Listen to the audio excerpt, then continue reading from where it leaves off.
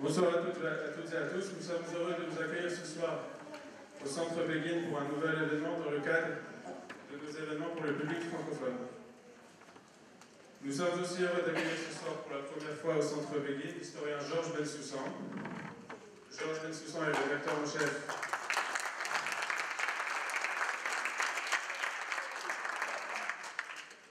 Georges Bensoussan est rédacteur en chef de la revue d'histoire de la Shoah et responsable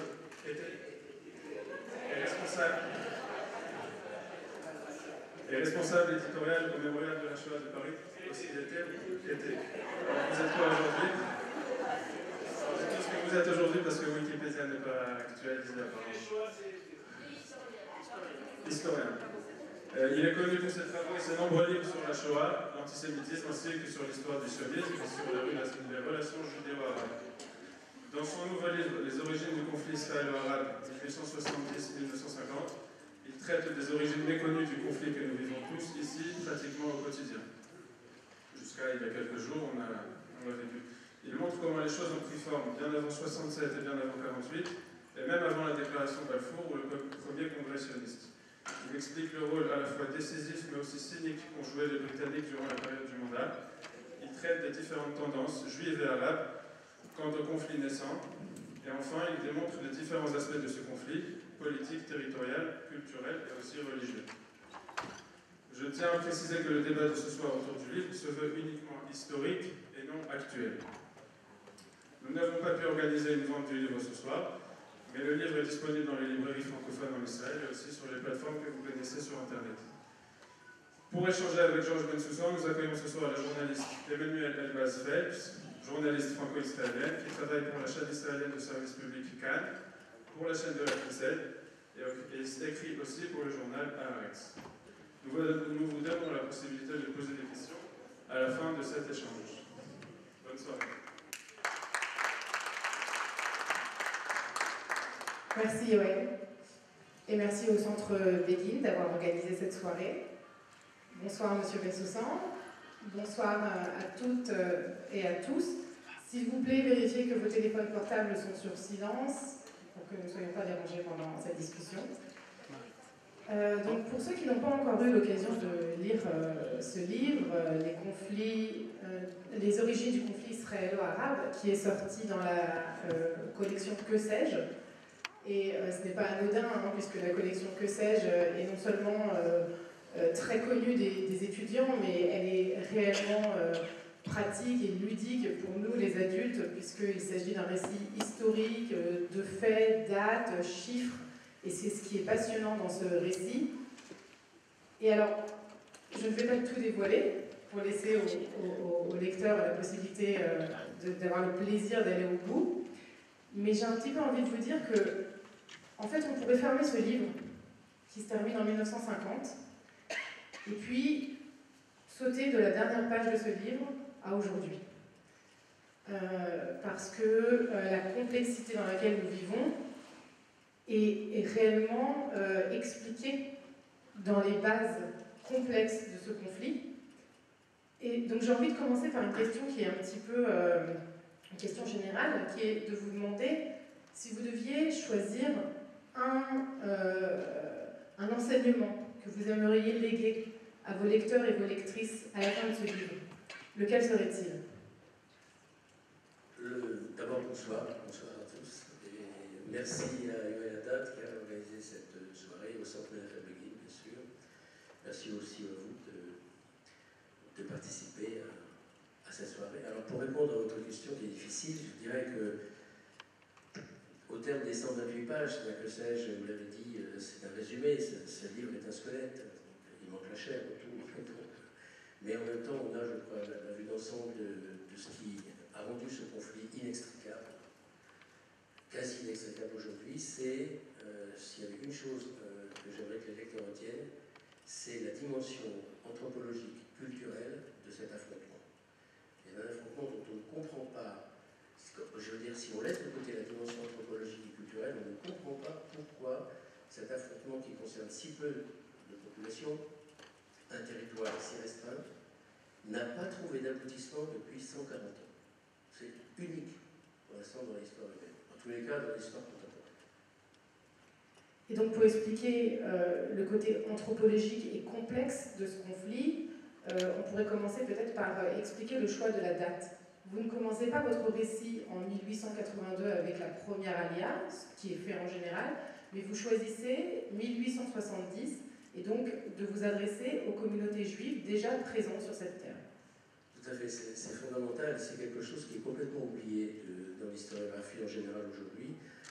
C'est qu'à l'origine du foyer national juif qui va donner naissance à l'État d'Israël, il y a dans la vieille communauté juive séfarade, et aussi une part ashkénaze, mais c'est du côté séfarade que ça va se jouer. Ici, en Palestine, terre d'Israël, éventuellement on parlera du mot Palestine tout à l'heure, il y a une vieille communauté séfarade qui commence un réveil hébréophone en faisant de l'hébreu, qui est une langue liturgique, qui est aussi une langue vernaculaire entre différents membres de communautés ashkénazes, séfarades ou autres, qui va faire de l'hébreu le début d'une renaissance d'une langue journalistique d'abord, en créant d'abord les deux premiers titres de la presse hébraïque, c'est 1863 à Lebanon et 1870 à Natzelet. Et à partir de ce renouveau de l'hébreu comme langue journalistique et comme langue littéraire aussi, j'ai oublié de dire que le premier roman avec des guillemets en hébreu, c'est Abraham Mapou, en 1853. Le titre, c'est Echibat Sion, l'amour de Sion, relevé de Sion, qui va donner d'ailleurs son titre au groupe russe d'origine, des amants de Sion, qui vont essaimer d'ailleurs dans l'ensemble du monde juif, et pas seulement dans le monde ashkénaze, aussi dans le monde séfarade et oriental, dans les années 1880-90. Donc ce réveil de la langue d'abord journalistique puis littéraire, ça va donner naissance aussi à un réveil de la langue d'enseignement, c'est-à-dire que dans les années 1880-90, au moment de la première alliance, mais sans rapport avec elle, on commence à enseigner aux enfants à l'école primaire en hébreu. Et c'est un cycle de proche en proche, jusqu'au lycée hébraïque créé en 1906, dans ce qui n'est pas encore Tel Aviv, dans le faubourg nord de Jaffa. On en arrive à une langue qui a dépassé son statut de langue liturgique, qui est devenue une langue d'enseignement, et qui bientôt va devenir une langue quotidienne. En 1918, on estime que la moitié des juifs de Yishuv, d'ailleurs d'ici, parlaient l'hébreu dans leur vie quotidienne. Donc le noyau initial du sionisme, c'est d'abord dans la communauté juive de Palestine qu'il faut le trouver, et qui, à partir d'un réveil culturel axé sur la langue, débouche sur un réveil national qui pose une nouvelle question nationale à l'Empire ottoman, parce que je rappelle que c'est l'Empire ottoman ici, c'est-à-dire que comme les Kurdes ou comme les Arméniens, la nouvelle question nationale, c'est que va-t-on faire avec la nouvelle nationalité juive qui est en train d'émerger en Palestine entre 1870 et 1914. Mais ces communautés qui commencent à réveiller la langue hébraïque et à la pratiquer au jour le jour, et en effet en faire aussi une langue journalistique, ne formulent pas forcément cette idée de sionisme ou de foyer national. Le journal Lebanon est même contre l'idée d'un foyer national.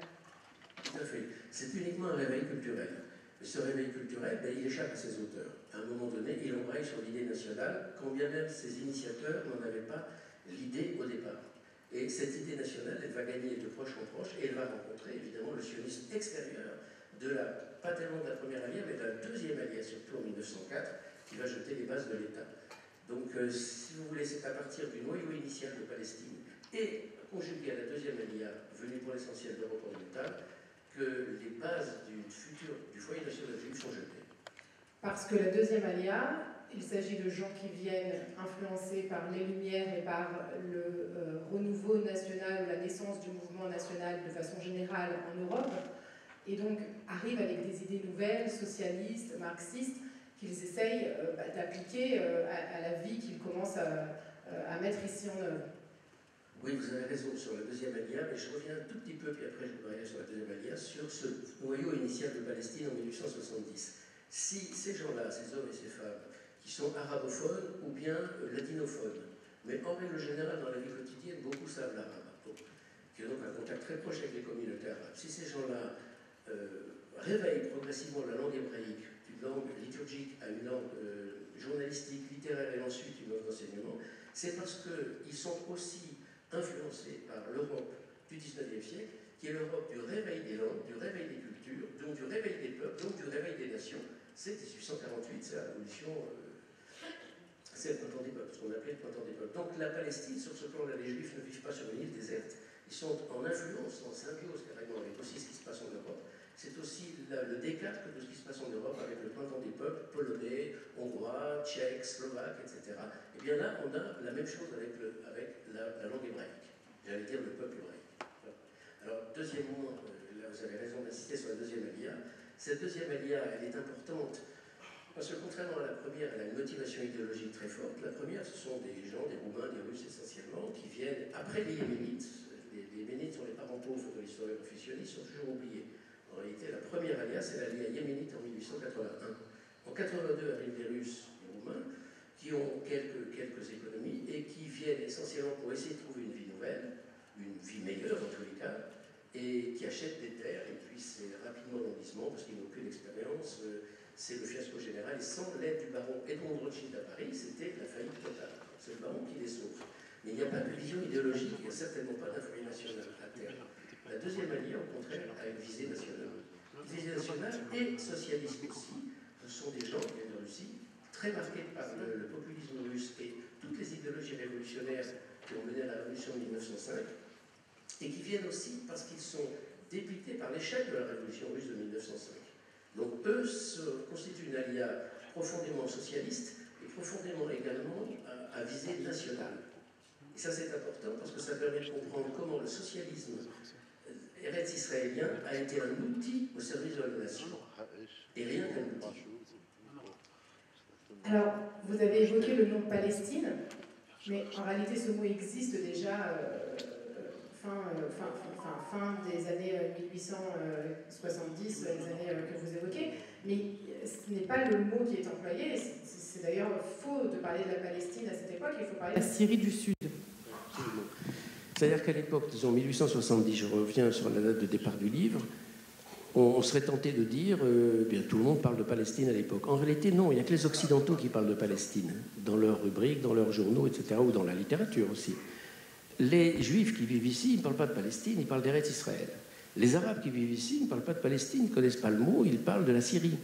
Quand on leur demande d'où êtes-vous, d'abord, ils n'auront pas l'idée de répondre à Syrie dans un premier temps, mais dans un deuxième ou troisième temps peut-être, ils répondront « nous sommes de Syrie ».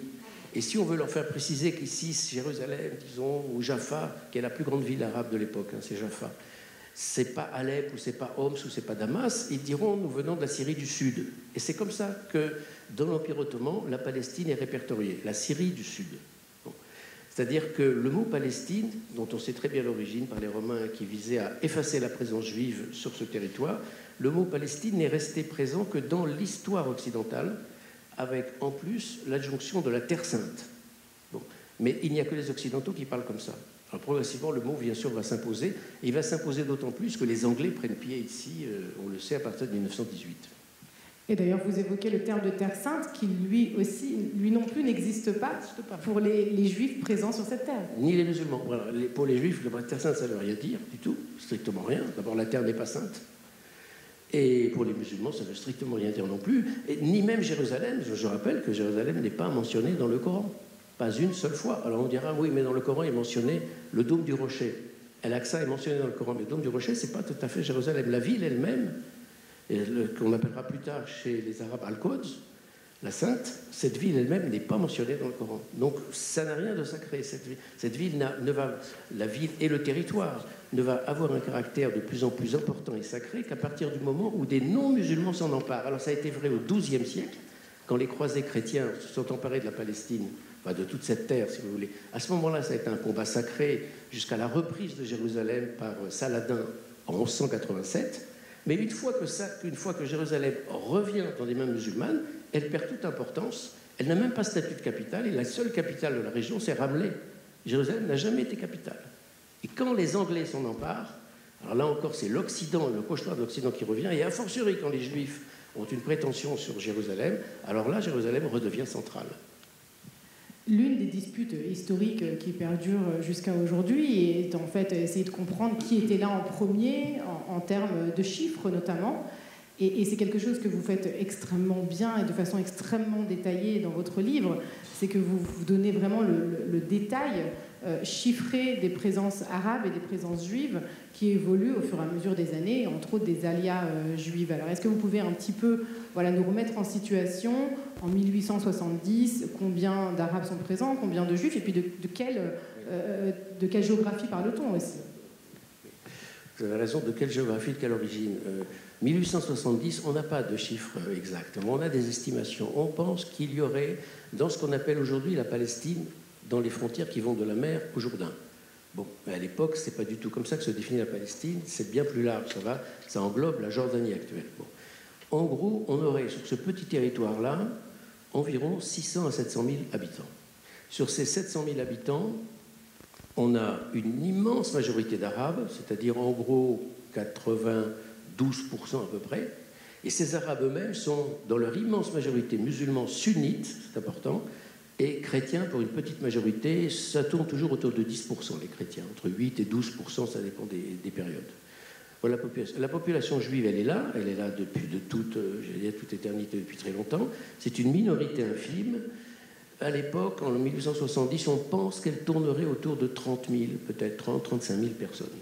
Qui est-elle? C'est une communauté massivement, majoritairement séfarade et orientale. Mizrahi, c'est pas la même chose que séfarade, c'est à cause de la langue. Les Mizrahim, ils parlent l'arabe. Les séfarades parlent le ladino dans leur vie quotidienne, même s'ils peuvent savoir l'arabe, parce qu'il faut bien commercer, vivre avec ses voisins arabes.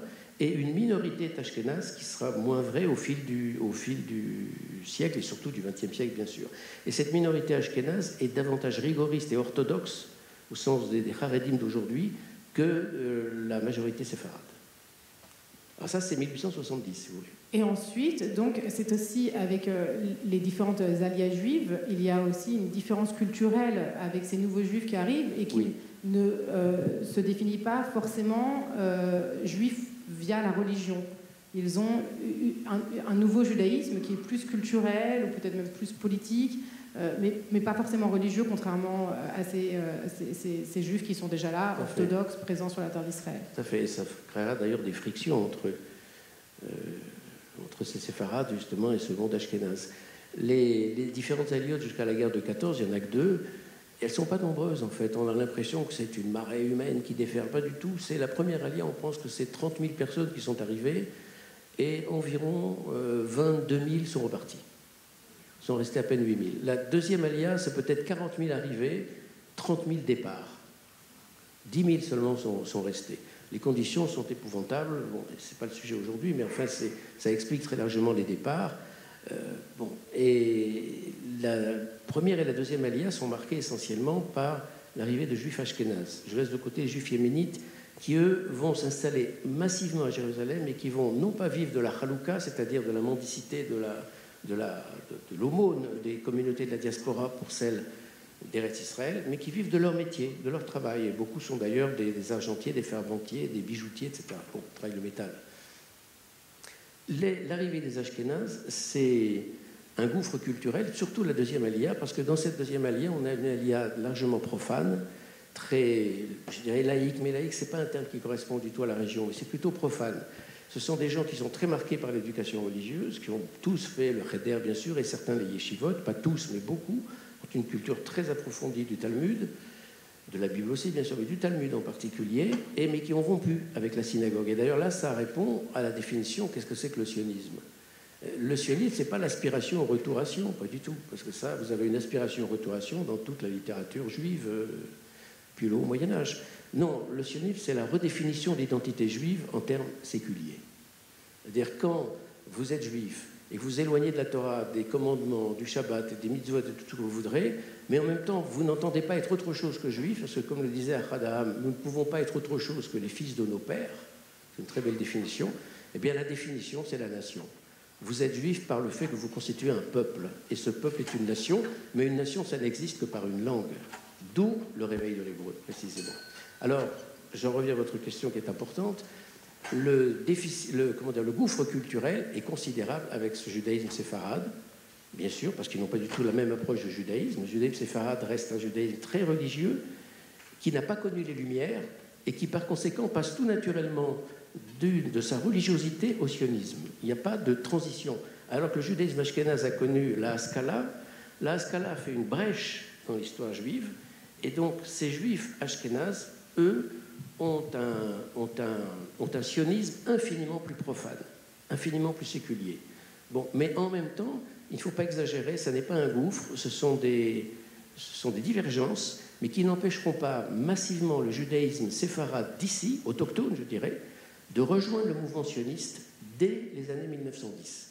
Et ça, là-dessus, quand on regarde la presse arabe de 1920, on est frappé par le fait que les journalistes arabes et les dirigeants arabes, nationalistes arabes d'ici de Palestine, cherchent à mettre un coin entre les séfarades et les ashkénazes en disant « Regardez, nos juifs, les juifs séfarades, dans le fond, ne soutiennent pas le sionisme. » Et immédiatement, vous avez un communiqué de l'association séfarade de telle ou telle ville pour dire « C'est faux. C'est faux, nous assignons totalement sur le mouvement sioniste. » Bon. Mais, puisque vous parlez de gouffre culturel, le gouffre culturel le plus important, c'est entre ces juifs nouvellement arrivés et le monde arabe. Voilà. Alors, c'était ma question suivante. Donc, ces juifs nouvellement arrivés, il y a un gouffre culturel que vous allez nous expliquer, mais il commence aussi à y avoir des divergences économiques qui sont dramatiques entre les Arabes et les Juifs présents sur la même terre. Et d'ailleurs, ça se traduit par l'achat de terres et une spéculation sur les prix qui influence réellement la vie quotidienne des Arabes présents sur la terre. Oui, tout à fait. Il y a plusieurs aspects dans votre question qui sont très importants. Prenons d'abord l'aspect culturel. Quand ces juifs ashkénazes arrivent, qui ont un rapport très distancié à la religion, qui ne ressemble pas aux juifs séfarades, à savoir qu'ils ne respectent pas le Shabbat, ils font bouillir de l'eau le samedi, ça choque beaucoup, ça revient dans toute la littérature de l'époque, etc. Le point sur lequel la divergence avec le monde arabo-musulman est le plus prégnant, c'est le statut de la femme. Ça, c'est frappant, ça revient dans tous les textes. Le fait que les femmes ashkénazes qui travaillent dans les moshavot et puis bientôt les premiers kibbutzim, Gania c'est 1913, elles travaillent tête nue et cuisses nues. Alors là, c'est quelque chose qui revient dans toute la littérature arabe de l'époque, et même séfarade d'ailleurs de l'époque, pour dire ces femmes sont dévergondées. Le statut de la femme libre entre guillemets, disons, d'Occident, c'est ce qui divise le plus les communautés. Ensuite, il y a évidemment beaucoup d'autres aspects. Mais il y a d'abord cela. Et puis il y a aussi, deuxième aspect, l'incompréhension linguistique. Le monde ashkénaze qui arrive ici, dans le fond, n'a pas une grande curiosité pour le monde arabe. Il les voit comme des primitifs, profondément comme des primitifs. Et Ahadam, d'ailleurs, qui a fait ici un voyage en 1891, son premier voyage, 3 mois, qui ne sait pas l'arabe, bien sûr, mais qui sait très bien l'hébreu et qui a donc pu dialoguer avec un certain nombre de gens ici, ou avec d'autres d'ailleurs qui savaient le yiddish ou le russe, Ahadam revient épouvanté de son voyage en disant « mais on ne va pas créer un foyer national juif en Palestine pour créer cela, c'est-à-dire la façon dont nos juifs se comportent avec les Arabes, se comportent de façon brutale et violente et sans respect. » Donc il y a une vision qui est méprisante envers les Arabes. Et puis il y a surtout une absence de curiosité pour apprendre la langue. Ce qui fait que rares sont ceux qui font l'effort d'apprendre la langue. Et de l'autre côté, évidemment, les Arabes n'ont aucune raison d'apprendre l'hébreu. Le résultat, c'est que les Juifs séfarades, qui eux savent l'arabe, qui sont sur place, n'arrêtent pas de dire dès les années 1900, alors ça revient comme une antienne jusqu'à la Seconde Guerre mondiale, mais faites, ils disent ça à la gens juive et aux gens du Yishuv, faites l'effort d'apprendre l'arabe. Faites en sorte que tous vos dirigeants, et même tout le monde d'ailleurs, apprennent l'arabe. C'est très important pour établir un pont. Ça ne veut pas dire qu'on va régler le conflit, mais au moins ça permettra déjà de mieux se connaître. Donc cette incompréhension, elle tient aussi à l'absence totale de langue commune. Bon. Il y avait un deuxième aspect. Et ensuite, on passe à la question des terres. Économique. Voilà, la question économique. Alors ça, c'est très compliqué. Parce que dans la doxa, dans la croyance commune sur le conflit, qui a cours en Occident, mais partout d'ailleurs, c'est ce que tout le monde voit, les Juifs ont acheté la Palestine. Ou s'ils n'ont pas acheté la Palestine, ils ont volé les terres. En fait, c'est ni l'un ni l'autre. Ils n'ont rien volé et ils n'ont pas acheté la Palestine. En 1947, quand l'ONU vote le plan de partage, que vous connaissez, les Juifs ne possèdent que 7%, 6 plus 1, 7% des terres de Palestine. Ils ont acheté très peu de terres. Très peu, non pas parce qu'ils n'avaient pas les moyens, mais parce qu'à un moment donné, ils n'en avaient pas besoin, à savoir que le Yishuv, contrairement aux idées reçues, c'est les kibbutzim, est un Yishuv urbain. Sur 600 000 personnes en 1948, 200 000 habitent Tel Aviv, un tiers. Alors, imaginez Jérusalem, qui était une ville à majorité juive, Haïfa et d'autres centres. Bon. Alors pourquoi je disais c'est une question compliquée? Parce que l'image d'Épinal, c'est que les Juifs achètent la terre, ou s'ils n'achètent pas la terre, ils la volent. Eux-mêmes, quand ils l'achètent, ils jettent les paysans arabes dehors. Ça fait partie des simplismes qui ont contribué à jeter de l'huile sur le feu et à aggraver le conflit et la haine. C'est pas du tout comme ça que ça s'est passé. Quand on regarde bien les archives ottomanes, parce qu'on est dans l'Empire ottoman, puis les archives anglaises après, on constate que l'Empire ottoman modifie profondément le droit de la terre, le code foncier, en 1858. Ça, c'est une charnière. Pourquoi? En clair, je veux dire en clair que avant 1858, la propriété de la terre, dans 8 cas sur 10, en Palestine, comme en Syrie, comme ailleurs, était une propriété collective. C'est-à-dire que la terre n'appartenait pas aux paysans individuellement, elle appartenait au village. Et elle était divisée en parcelles, et chaque année, le paysan cultivait une parcelle différente, afin que tous n'aient pas toujours les bonnes parcelles et d'autres les mauvaises parcelles. Bon, ça s'appelait le moucha. Bon. En 1858, les Ottomans veulent moderniser profondément l'Empire parce qu'ils craignent la colonisation occidentale. Donc ils veulent occidentaliser. Et par conséquent, ils veulent introduire des éléments d'économie capitaliste dans l'économie foncière. Ils vont donc faire en sorte que la terre, qui appartient à la collectivité, soit désormais propriété individuelle. Autrement dit, les terres du village sont réparties entre les familles, qui deviennent donc des propriétés individuelles. La conséquence, c'est celle-ci. La propriété collective, vous ne pouvez pas l'acheter. La propriété individuelle, vous pouvez l'acheter. Donc à partir de 1860, les terres commencent à être achetées par de grands propriétaires fonciers qui ne sont pas juifs, qui sont des propriétaires de Damas, de Beyrouth, des grandes familles de Jaffa d'ailleurs, ou de Jérusalem, peu importe, et qui se constituent des grands domaines de 2000, 3000, à l'époque c'est déjà très grand, 4000, 5000, 10 000 hectares parfois même. Il y en a une famille de Beyrouth, la famille Soursouk, qui possède toute la vallée de Jezreel, toute la vallée où il y a aujourd'hui les kibbutzim qui vont de Haïfa à Foula, en passant par Ifat, Sarid, etc., Gvat, tout ce kibbutzim très riche et de cette très très belle région, à une seule famille. Bon. Et là-dessus arrivent effectivement les Juifs avec la première et la deuxième alia. Donc ils achètent aussi des terres. Ils en achètent peu, contrairement à ce que dit la légende. Et la différence avec la deuxième alia, pas la première ça n'a rien changé. Ils achètent de la terre, ils ne savent pas la cultiver eux-mêmes, ils ne connaissent rien aux techniques agricoles, ils n'ont jamais été agriculteurs en Roumanie ou en Russie, ils ne connaissent rien aux conditions climatiques qui sont épouvantables, plus qu'aujourd'hui, beaucoup plus dures qu'aujourd'hui, parce qu'il y a beaucoup moins de végétation. Et donc, ils vont recruter des travailleurs arabes, des ouvriers agricoles arabes, qui vont faire le travail. Donc, par exemple, Rishon LeZion, 1882, vous avez 400 juifs qui y habitent et 4000 travailleurs arabes. C'est-à-dire qu'en clair, ils font venir des travailleurs arabes, et donc ça n'est pas du tout l'embryon d'un foyer national. C'est une société coloniale qu'ils recréent. Mais la deuxième alia, elle, ça change, évidemment, parce qu'elle a très bien compris l'impasse de la première alia, qui est une impasse coloniale. Elle a une visée nationale. Et elle comprend que si on ne cultive pas soi-même la terre, on n'aboutira jamais à créer un foyer national. Et puis surtout, on va faire en sorte que les jeunes hommes et femmes désespérés vont repartir en Europe, ou peut-être même aux États-Unis. Bon. Donc, ce qui change avec la deuxième alia à partir de 1904, c'est que lorsque le KKL, parce qu'il existe déjà le KKL depuis 1901, le Fonds national juif, donc, achète la terre en nom collectif, il dit aux paysans arabes, il dit aux propriétaires arabes à qui il a acheté la terre, bon, très bien, il a vendu. Bon. Mais aux paysans arabes qui cultivent la terre sous forme de métayage, il dit aux paysans arabes, bien, vous devez partir parce que nous allons cultiver nous-mêmes, bon, sous telle ou telle forme. Et là, c'est une révolution. Parce que le paysan arabe, le métayer, qui cultivait cette parcelle depuis un siècle et demi ou moins, bon, ça ne remonte pas non plus à la nuit des temps, hein, c'est plutôt récent. Il avait l'habitude de changer de propriétaire. Ça ne changeait rien pour lui. Le régisseur était toujours le même.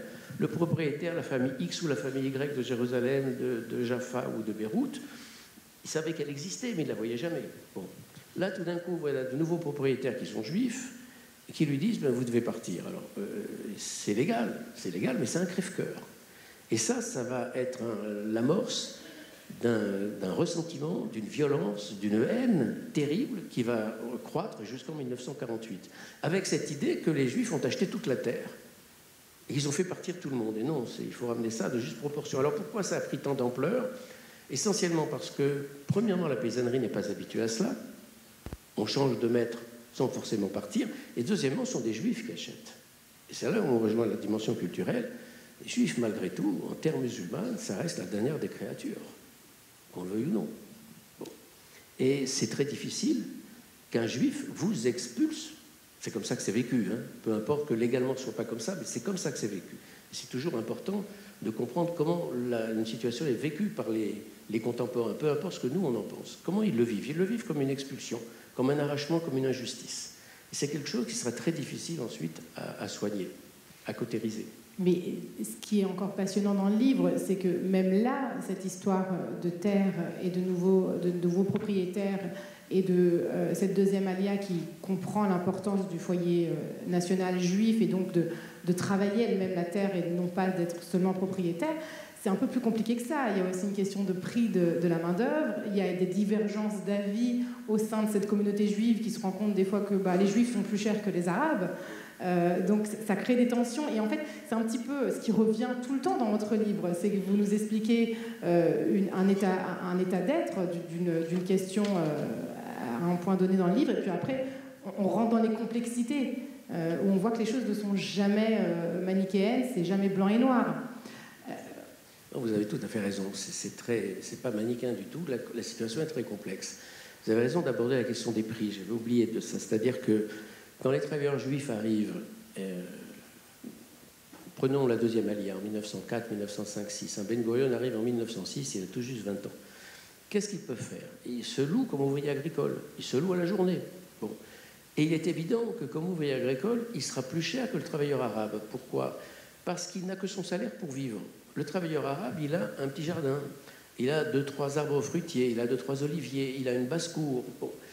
Il a donc des revenus complémentaires. Évidemment, il ne compte pas que sur ce salaire-là pour vivre. Le travailleur juif, lui, uniquement là-dessus. Donc, il est forcément plus cher. Conséquence, les patrons arabes, les propriétaires juifs qui ont acheté de la terre, ils ne vont pas regarder l'intérêt national, ils s'en moquent éperdument. Ils vont prendre le travailleur le moins cher. Non seulement il est moins cher, mais il est meilleur. Parce qu'il connaît très bien l'agriculture locale et il sait très bien comment faire avec. Donc, ça explique largement les départs de cette deuxième alia. Et c'est de là que naît progressivement, de façon pragmatique, l'idée du kibbutz, qui n'est pas du tout une idée idéologique au départ, mais bel et bien une construction pragmatique pour fixer les gens au sol et les empêcher de repartir. Donc, vous avez raison de dire qu'à l'intérieur même des débuts du sionisme, il y a des conflits très durs entre travailleurs juifs et patrons juifs. Parce que les patrons juifs emploient des arabes. C'est dans leur intérêt, bien sûr. Vous avez commencé à évoquer le problème anthropologique entre l'arabe et le juif, quand le statut du juif change aux yeux de l'arabe. Je crois que vous parlez du statut de dhimmi. Alors, je voulais garder ça pour la fin de notre discussion. Mais d'ailleurs, je propose qu'on le garde pour la suite.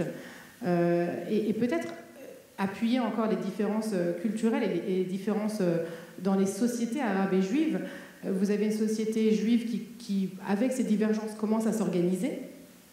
Mais la société arabe, c'est une société en réalité de clans, de familles, de khamoulot. Exactement, c'est ça la grande différence.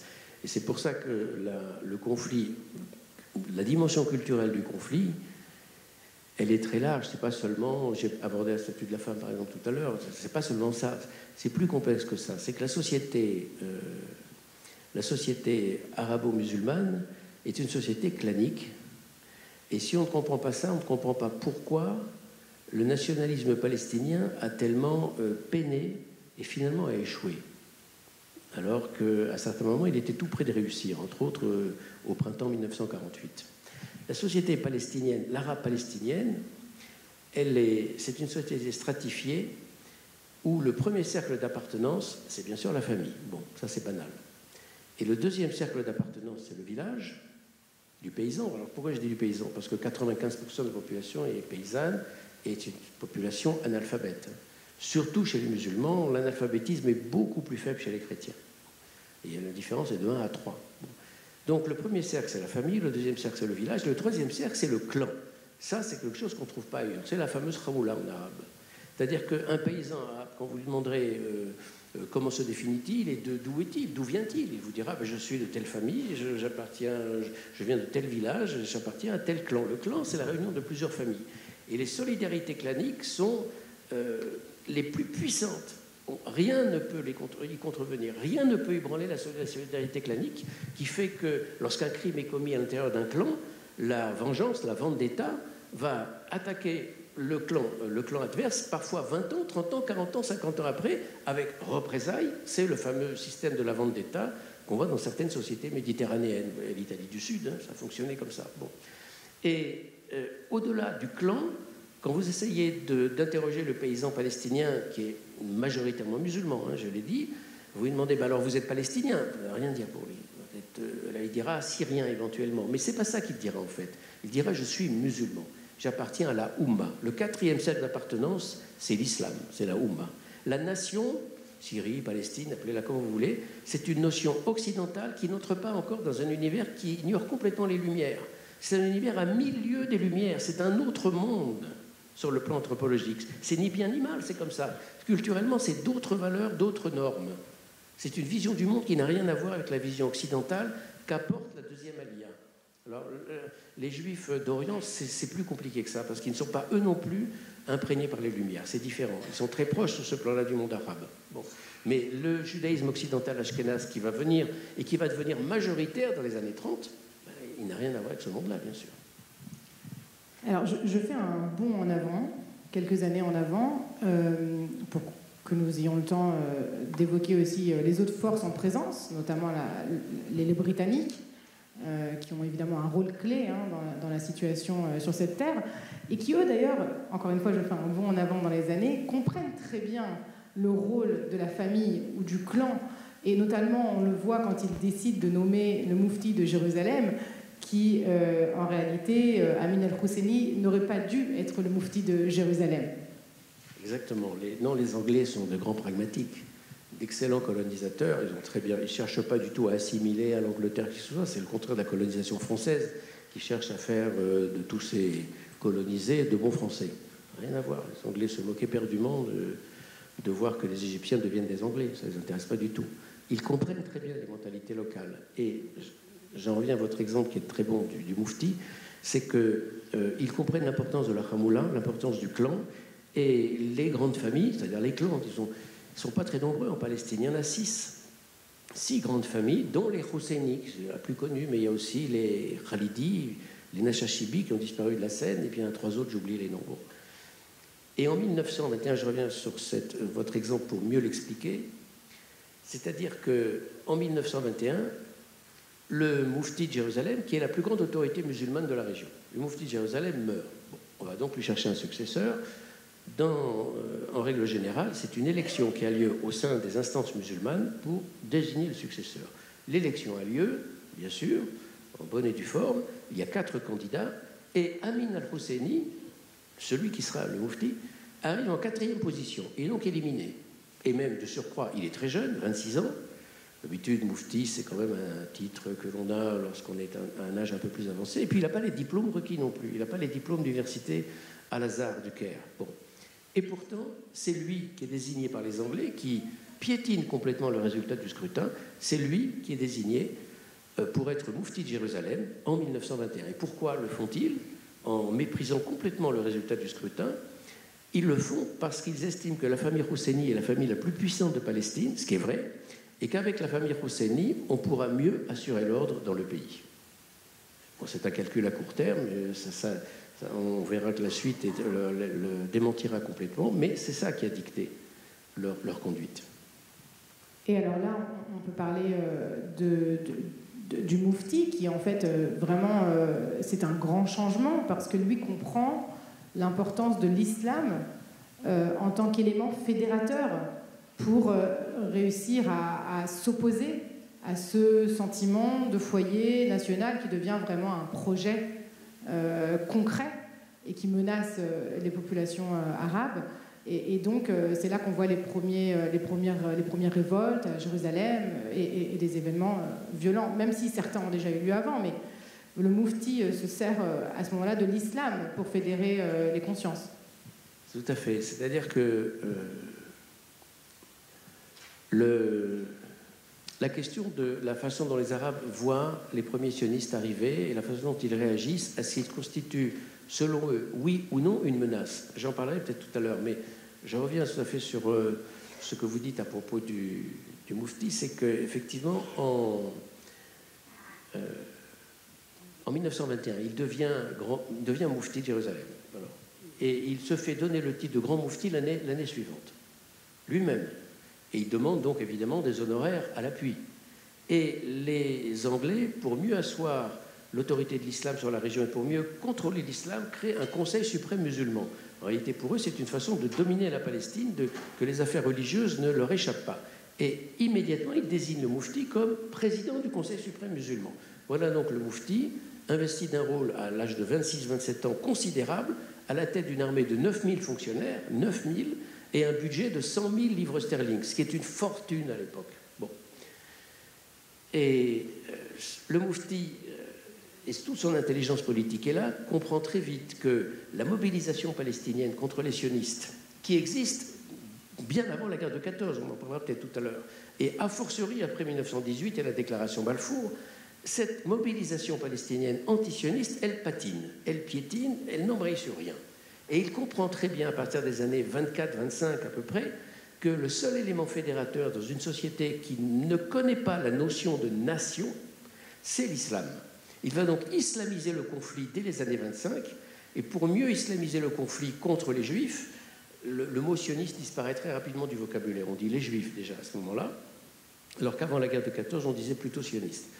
Bien, pour mieux focaliser le conflit sur la religion, il va le focaliser sur Jérusalem, et en particulier sur le mur, le kotel à Jérusalem. D'où la multiplication des incidents en 27, en 28, et puis finalement en 29, ça déborde, c'est carrément le pogrom, c'est l'émeute, alors qui déborde là Jérusalem, puisque c'est Hebron, et c'est Tzfat, c'est-à-dire des villes où il y a des communautés importantes de juifs orthodoxes, qui n'ont rien à voir avec le sionisme, absolument, et qui sont, elles, massacrées au mois d'août 29. Donc l'intelligence du Moufti, ça a été d'islamiser le conflit. J'ajoute dans la foulée qu'il convoque le premier congrès islamique mondial en 1931 ici à Jérusalem. Et alors, entre autres, ça lui permet de récolter énormément de fonds, d'argent. Pourquoi? Parce qu'il s'appuie sur l'islam indien, à l'époque sous le contrôle britannique, qui est l'islam de loin le plus riche et qui va financer énormément la lutte palestinienne antisioniste. Alors, parlons, si vous le voulez bien, du rôle de la Grande-Bretagne, qui, en fait, en termes assez simples, retourne sa veste plusieurs fois au fur et à mesure des années, et qui est un petit peu tiraillé entre le mandat britannique, la déclaration Balfour, qui ensuite est annulée, qui ensuite devient le livre blanc, et puis aussi ce côté pragmatique que vous avez évoqué et l'importance pour elle d'être en bon terme avec la Syrie, la Transjordanie, l'Égypte. Donc en réalité, ce rôle de cette autorité coloniale qui aurait dû trouver la solution pour permettre aux populations de vivre en paix et qui met peut-être de l'huile sur le feu. Oui, d'une certaine façon, oui. C'est-à-dire que les Anglais cherchent à s'installer en Palestine bien avant la guerre de 14. Ils voient leur intérêt dans la Palestine à cause du canal de Suez, qu'ils dominent depuis 1882. Ils ont besoin d'un arrière-pays pour mieux contrôler le canal. Bon, a fortiori, leur intérêt pour la Palestine s'accroît en 1908 quand on sait qu'on a découvert du pétrole en Mésopotamie et en Arabie. Donc la Palestine devient une région carrefour, ce qu'elle a toujours été dans l'histoire. Donc arrive la Première Guerre mondiale pour s'emparer de la Palestine, qui est possession ottomane, je le rappelle, les Ottomans étant des ennemis des Anglais et des Français dans la Première Guerre mondiale. Ils font des promesses à la seule puissance arabe, puissance un grand mot, aux seuls arabes qui se gouvernent à cette époque-là, ceux de la Mecque, le shérif Hussein de la Mecque, ils lui font la promesse d'un grand royaume arabe s'il prend les armes contre les Turcs, aux côtés des Anglais, etc. Bon, ce que fait d'ailleurs le shérif Hussein en 1916, c'est la fameuse révolte arabe. Militairement, elle n'a aucun poids, mais politiquement, les promesses des Anglais sont là. Donc il va falloir un jour les honorer, ces promesses. Et ils ne le peuvent pas, et ils vont s'embrouiller de plus en plus dans des promesses qu'ils ont faites aux uns et aux autres, qui sont des promesses contradictoires, et qui vont aboutir à une situation tragique. Bon, celle que vous évoquez rapidement en 1939. Bon. Alors, que se passe-t-il avec les Anglais une fois qu'ils entrent en Palestine, luttant contre les Turcs en 1917 à l'Enneby à Jérusalem? En 18, ils contrôlent toute la Palestine. Bon. Et en fait, les Anglais et les Français, secrètement, se sont répartis les zones d'influence en 1916. C'est ça, expliquons. Ça explique, voilà, 1916, se sont partagés en gros aux Anglais la Palestine et la Mésopotamie, l'actuel Irak, aux Français tout ce qu'on appelle la Syrie, ce qui comprend également le Liban d'aujourd'hui. Bon. Entre autres parce que la Syrie et le Liban comprennent des minorités chrétiennes très importantes. Et la France a traditionnellement, depuis le XVIe siècle, cette réputation de la protection des chrétiens dans le monde méditerranéen. En 1918, on en est là, avec la défaite ottomane.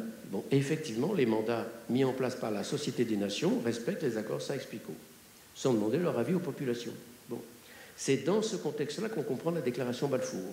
C'est-à-dire qu'en 1917, les Anglais qui sont pas encore emparés de la Palestine, Allenby n'est pas encore entré à Jérusalem, et les Anglais publient ce petit texte de 10 lignes qui s'appelle la déclaration Balfour, du nom du ministre des Affaires étrangères, qui dit ceci: la Grande-Bretagne promet au peuple juif l'édification d'un foyer national juif en Palestine, pas dans toute la Palestine, mais en Palestine, sans que cela porte atteinte aux droits des populations non juives. Le premier point qui choque énormément les Arabes à la lecture de ce texte, c'est populations non juives. Elles sont définies négativement. Ce sont les populations arabes. La deuxième chose qui choque profondément les populations arabes, c'est que c'est un texte de brigandage. Voilà un peuple qui n'habite pas l'Angleterre, qui n'habite pas la Palestine, pardon, et qui promet à un autre peuple qui n'habite pas non plus une terre qui ne lui appartient pas.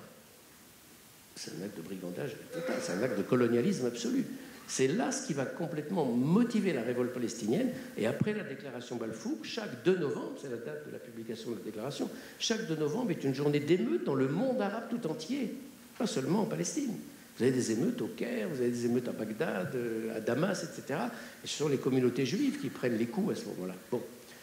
Donc j'en reviens aux Anglais. Les Anglais instaurent le système du mandat, mais comme les Français d'ailleurs en Syrie, en Palestine. Et vous avez raison de dire qu'ils vont retourner leur veste parce que, pris entre la déclaration Balfour, qui est une promesse de soutenir les Juifs, mais la promesse faite aux Arabes de constituer un grand royaume arabe, en fait, ils vont pouvoir se satisfaire ni les uns ni les autres. Et donc, au fur et à mesure des années passant, entre 1918 et 1939, les Anglais comprennent que le refus palestinien du sionisme est violent, viscéral, radical.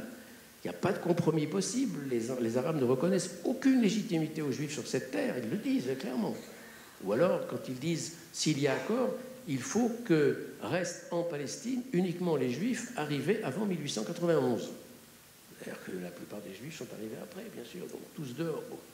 Bref, les Anglais, naviguant entre les différentes promesses, que font-ils?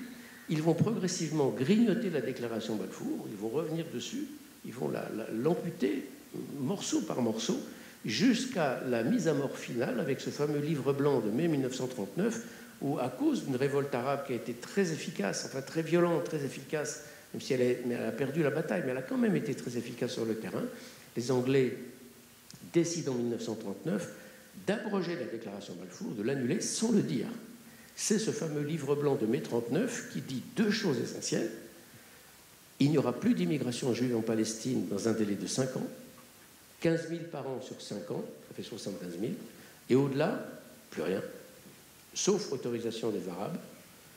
Et deuxièmement, il n'y aura plus de vente de terre arabe à des Juifs, sauf sur 2% de la Palestine, 2%, et avec l'accord du gouvernement anglais. Et troisièmement, il y aura un référendum en Palestine dans 10 ans, donc 1949, pour savoir quel sera le destin de ce pays. À l'époque, on est en 1939, il y a 1 tiers de Juifs et 2 tiers d'Arabes. Donc on imagine le résultat du scrutin dès lors qu'il n'y a plus d'immigration juive. Donc en clair, la déclaration Balfour est morte. Et elle est morte en plus, je fais un aparté rapide, on est en mai 1939 à l'une des pires époques de l'histoire juive. L'une des pires catastrophes. Toutes les portes se ferment. C'est Weizmann qui dirige le mouvement sioniste mondial qui dit « Le monde se divise en 2. Il y a l'endroit où les Juifs ne peuvent pas vivre et l'endroit où les Juifs ne peuvent pas entrer. » Ça résume la situation. Alors, il y a encore énormément à dire, puisque ce livre, un peu plus de 120 pages, nous emmène jusqu'à la création de l'État d'Israël. Mais j'aimerais laisser un petit peu de temps aussi à nos auditeurs pour vous poser des questions. Notamment, néanmoins, il y a encore 2 choses sur lesquelles j'aimerais m'arrêter avec vous. D'abord, quand on lit ce livre du début à la fin, on comprend bien qu'en réalité, depuis 1870, et en fait jusqu'à aujourd'hui, hein, mais certainement jusqu'à 1950, c'est c'est un état de violence pratiquement constant. Il n'y a pas réellement d'accalmie. Et si elles existent, elles sont rares et vraiment courtes. Tout à fait, vous avez raison, il n'y a pas de véritable accalmie. C'est-à-dire jusqu'en 14, il n'y a pas encore de grande violence, mais l'idée qu'il n'y ait aucune violence avant la guerre de 14, c'est faux. À partir de 1909, vous avez des heurts de plus en plus fréquents. Alors, ce n'est pas des tueries, ce n'est pas des pogroms, ce n'est pas des massacres, mais il y a une quinzaine de juifs qui sont tués, disons, pour des raisons nationalistes, déjà. Bon. Et surtout, vous avez, entre 1909 et 1914, une conscience parmi les élites palestiniennes, qui sont majoritairement chrétiennes, une conscience du danger sioniste qui est évidente. Il y a plusieurs journaux arabes en Palestine qui sont créés à ce moment-là, dont l'un qui s'intitule Philistine, Palestine. D'ailleurs, ces journaux arabes sont créés par des familles chrétiennes, c'est important de le noter. Et vous avez en 1909 un premier livre qui paraît sur le sionisme en langue arabe. Donc dire que les Arabes n'ont rien vu du sionisme avant 1914 est une énorme erreur. Et je pense, je donne souvent cet exemple, ça m'avait frappé, aux archives sionistes où on trouve, à Jérusalem justement, on trouve ce tract en arabe, alors il y a la traduction bien sûr en dessous en anglais, où en 1913 il est écrit « Écrasons l'escargot sioniste tant qu'il est encore petit ». Donc c'est quand même une claire conscience du danger. Bon. Après la déclaration Balfour, alors là c'est une évidence, le nationalisme palestinien commence à fleurir. Et alors, après 1918, là, vous avez raison de dire, on ne peut pas parler d'accalmie. Plutôt, il y a quelques accalmies, mais elles sont toujours menacées par la peur, la crainte, l'angoisse, à ce moment-là que les émeutes reprennent. Donc, en 20 premières émeutes véritables, à Jérusalem et autour du mur. Parce que d'emblée, c'est-à-dire bien avant la guerre de 14, dès les années 1900, vous trouvez déjà dans la littérature arabe palestinienne cette idée que les Juifs sont en train de revenir en Palestine pour édifier le troisième temple. C'est dit notamment, édifier le troisième temple et donc détruire l'esplanade des mosquées. Bon. Et ça revient constant, de façon constante, alors que les sionistes de la deuxième et la troisième alia, c'est l'alia la plus communisante, la plus bolchevisante de toute l'histoire, n'ont rien à voir avec le mur. Ça ne les intéresse pas du tout. Ben Gurion, les Katznelson, les Brenner et les autres ne vont pas à Jérusalem, ça ne les intéresse pas. Katznelson découvre le mur parce qu'il passe par hasard à Jérusalem. 6 ans après son alliance, personne ne fait le voyage exprès pour voir le mur. Ce sont des réalités qui leur sont très étrangères. Et pourtant, le discours arabe est fixé déjà à ce moment-là. Donc le Moufti ne fera que reprendre cela. Et donc, 20, vous avez les premières émeutes, qui sont en fait des massacres, à Jérusalem et dans sa région. 21, alors là, c'est plus du tout une question religieuse, c'est à Jaffa, qui est le seul port d'entrée. Haïfa, à l'époque, existe, bien sûr, mais ce n'est pas un port important. À Jaffa, port d'entrée des immigrants. Il y a évidemment beaucoup d'immigrants juifs qui arrivent par Jaffa. Certains restent déjà dans des pensions de famille, 1 mois, 2 mois, 3 mois, le temps de savoir où aller. Et puis, ils arrivent justement dans les quartiers limitrophes de ce qui existe déjà, qui s'appelle Tel Aviv, juste au nord de Jaffa, donc les quartiers de Kerem Atemanim, Neve Shalom, Neve Tzedek, etc., d'aujourd'hui. Bon. Manshia aussi, qui est un quartier mixte arabo-juif. Et là, éclate une émeute qui ne va pas toucher le monde orthodoxe, qui va toucher carrément les immigrants, ou alors des juifs, simplement qui vivent à Jaffa, parce que c'est une ville mixte, hein, qui vivent à Jaffa, juste à côté de Tel Aviv, et qui sont massacrés, purement et simplement, non pas parce qu'ils sont sionistes ou quoi que ce soit d'autre, mais parce qu'ils sont juifs. C'est un massacre de très grande ampleur qui va s'étendre jusqu'à Petah Tikva, qui va essayer de déborder jusqu'à Tel Aviv, mais là, les Anglais vont stopper net l'offensive meurtrière, qui a fait énormément de morts. Bon. Et il y a une période d'accalmie, mais c'est une accalmie trompeuse, parce qu'en 1929, les massacres recommencent de plus belle. Et là, ça s'étend partout. Ensuite, encore quelques années tranquilles, avec des échauffourées ici ou là, quelques incidents ici ou là, mais en avril 1936, cette fois, c'est une rébellion énorme qui éclate à l'échelle de toute la Palestine, à la fois contre les Anglais et contre les Juifs. Qui mène ensuite au livre blanc que l'on évoquait il y a quelques minutes. Et puis, encore une fois, je saute un petit peu en avant dans le temps, mais c'est très important dans votre livre, vous parlez de la violence de l'autre côté, la violence juive à l'encontre des populations arabes, et notamment de cette question d'expulsion en 1948 des populations arabes. Et vous précisez bien que jusqu'à juillet 1948, il n'y a pas d'expulsion prouvée que l'on puisse baser sur des textes, des archives. et que, en réalité, il y a des rumeurs de guerre, une peur de la situation, et donc des populations qui fuient par peur. Certains pensant revenir, d'autres en ne se posant pas la question immédiate. Et puis ensuite, il y a quand même quelques mois, avec le plan Dalet, où, si je ne me trompe pas, le plan Dalet est avant. Après, on a quand même quelques mois où on a une expulsion qui est organisée, ou qui, en tout cas, voilà, avec prémédité. Mais c'est important dans votre livre, parce que ça aussi, c'est une question aujourd'hui qui est encore débattue, et vous l'étayez d'archives. C'était la question la plus difficile du livre. C'est la question qui m'a demandé le plus gros effort pour essayer de voir tous les points de vue, le point de vue arabe, le point de vue israélien, bien sûr. Les Anglais sont présents jusqu'au 14 mai 1948. Bon, donc ils voient un certain nombre de choses, parce que la guerre israélo-palestinienne, elle commence en décembre 1947. Qu'est-ce qui s'est passé avec la fameuse Nakba? C'est un peu votre question, sur le fond. Alors, c'est le 15 mai, c'est aujourd'hui, la Nakba. Oui, c'est vrai, c'est aujourd'hui le jour de la Nakba. Qu'est-ce qui s'est passé? Eh bien, je me suis appuyé sur tout ce que j'ai pu trouver comme source traduite en anglais. Je ne lis pas l'arabe. Il y a un certain nombre de sources arabes traduites en anglais, heureusement. Puis il y a des travaux d'historiens très compétents. Benny Morris est de loin, je pense, le meilleur historien sur l'année 48. Il a fait un livre qui n'est pas traduit en... Peut-être qu'il existe en hébreu, mais en français il n'existe pas. Il existe en anglais. C'est un chef-d'œuvre sur l'année 48, à mon avis. Et puis surtout, il a sa thèse de 1987 sur la naissance du problème des réfugiés. Bon, en croisant toutes ces sources, Benny Morris et beaucoup d'autres choses, on arrive en gros à la situation suivante. Le Yishuv juif est en guerre dès le 1er décembre 1947, après la décision de l'ONU, c'est la guerre générale. La guerre ne commence pas le 14 mai 1948, elle commence le 1er décembre, et même le 30 novembre 1947, avec une tuerie terrible à Haïfa, d'ouvriers juifs dans la raffinerie de Haïfa. Bon. Et c'est une guerre que les Palestiniens sont en train de gagner en mars 1948. Pourquoi? Parce que c'est une guerre des routes. Le Yishuv, ce n'est pas une population qui est compacte sur un seul territoire. C'est un archipel de noyaux de population juive. Cet archipel, donc, il est relié par des routes particulièrement fragiles. Et la stratégie arabe a très bien perçu la faiblesse de la stratégie juive, ce sont les communications. Et en particulier la communication Tel Aviv-Jérusalem, qui est le grand axe.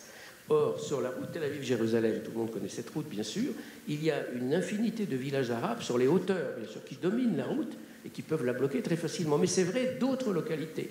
Si vous prenez le kibbutz Yechiam en Haute-Galilée, il est très isolé, il est très difficile d'y avoir accès. Donc, aucun convoi juif n'arrivera à débloquer Yechiam, par exemple. Il y aura énormément de tueries, énormément de morts sur la route de Yechiam. Il y a d'autres situations comme cela. Bref, jusqu'au 30 mars 1948, le Yishuv est à 2 doigts de perdre la guerre. Pourquoi? Parce que les villes sont totalement coupées les unes des autres. Le ravitaillement ne passe plus, ni en munitions, ni en médicaments, ni en eau, ni en nourriture, tout simplement. Et c'est à ce moment-là qu'intervient le plan Dalet. Le plan Dalet, qui n'est pas un plan secret du tout. Le plan Dalet, dans la doxa occidentale, c'est un plan maléfique, diabolique, mis en place par les sionistes pour expulser tous les Palestiniens. Tout le monde peut lire le plan Dalet, il est en lecture libre, aux archives de la Haganah à Tel Aviv, vous pouvez le lire intégralement, c'est sioniste à Jérusalem aussi. Ça n'a rien de secret, il fait une dizaine de pages. Qu'est-ce qu'il dit? Il dit qu'il faut passer à l'offensive et arrêter la politique de ce qu'on appelait en hébreu la havlaga, la politique de retenue. C'est fini la havlaga, il faut désormais passer à l'offensive, parce que sinon le Yishuv est mort. Bon. Passer à l'offensive, ça veut dire désormais porter la guerre chez l'ennemi et ne pas attendre qu'il attaque de façon défensive derrière un bunker en quelque sorte. Et ça signifie aussi porter la bataille sur les routes, parce que ça c'est l'enjeu crucial. Et le plan Dalet précise également ceci: quand on prendra une localité arabe, si elle est tout proche des lignes de front, des lignes de feu, il faudra expulser la population, parce que c'est une population hostile qui deviendra demain une 5e colonne, même pas demain, qui deviendra tout de suite une 5e colonne et qui nous tirera dans le dos. Donc là où on est proche des lignes de feu, il faut expulser la population arabe. Ailleurs, non. C'est donc pas un plan d'expulsion généralisée, mais un plan de combat qui vise à repousser une population qui est naturellement hostile. On n'a pas à juger ici si elle a raison ou non pas d'être hostile, mais elle est hostile naturellement, et tout le monde le sait. Donc, par des raisons de sécurité, il faut la pousser dehors, tout près des lignes de front. Bon, c'est ce qui se passe avec le plan Dalet, et effectivement, la situation se renverse en 6 semaines. 1er avril, 15 mai, ça fait 6 semaines. En 6 semaines, les Israéliens gagnent la guerre contre les Palestiniens. Mais attention, il n'y a aucun miracle. Je ne suis à personne en disant ça, j'espère. Il n'y a aucun miracle. Je veux dire par là qu'il y a d'abord l'argent américain. Les Américains ont donné 100 millions de dollars, ont 2 fois 50 millions. Golda Meir, entre autres, est allé faire la tournée. Mais pas seulement Golda Meir. Et ils ont récolté 100 millions de dollars, beaucoup plus qu'ils ne croyaient, qu'ils ne pensaient. Et avec ces 100 millions de dollars, ils achètent des armes tchèques. Les armes tchèques arrivent en Palestine à partir du 28, 29, 30 mars à peu près. Et elles arrivent grâce au feu vert de Staline, parce que la Tchécoslovaquie, nous sommes en 47-48, elle est déjà sous le joug communiste, pas totalement, mais elle est déjà en passe de l'être. Staline donne son feu vert, il a ses raisons, c'est pas notre sujet. Et les armes arrivent, et elles arrivent en quantité de plus en plus importante. D'abord des armes légères, les mitrailleuses, etc., des caisses de munitions, et même des avions en pièces détachées. Il y en aura 8 qui vont arriver en pièces détachées. Bon, c'est ce qui va renverser le sort de la bataille. C'est les armes venues de Tchécoslovaquie, c'est ça. Et c'est grâce à l'argent américain que ces armes sont payées, bien sûr. Voilà ce qu'est le plan d'Alet. Est-ce qu'il y a un plan d'expulsion généralisé? Pas du tout. Là-dessus, le combat commence avec les armées arabes le 14-15 mai 48. Là non plus, il n'y a pas de plan d'expulsion généralisé. Il y a un combat, mais au fur et à mesure que le combat se déroule et qu'il est extrêmement violent, extrêmement meurtrier, et surtout que à chaque fois qu'une localité juive tombe aux mains des Arabes, la population totale, la population entière est exterminée, assassinée. J'ajoute que j'ai oublié de le dire, lorsque les convois tentent de débloquer Jérusalem, ou tel kibbutz, ou tel moshav, etc., bon, qui sont encerclés, il y avait Migdal HaEmek aussi en Galilée, quand les convois tombent dans les embuscades menées par les guérilleros arabes, tous sont massacrés. Même s'il y a des enfants, même s'il y a des blessés, tous sont massacrés. Il n'y a aucun survivant.